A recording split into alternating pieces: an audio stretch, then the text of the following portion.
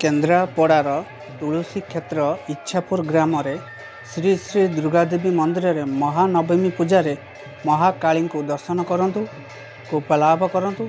ଜୟ ମା କାଳୀ।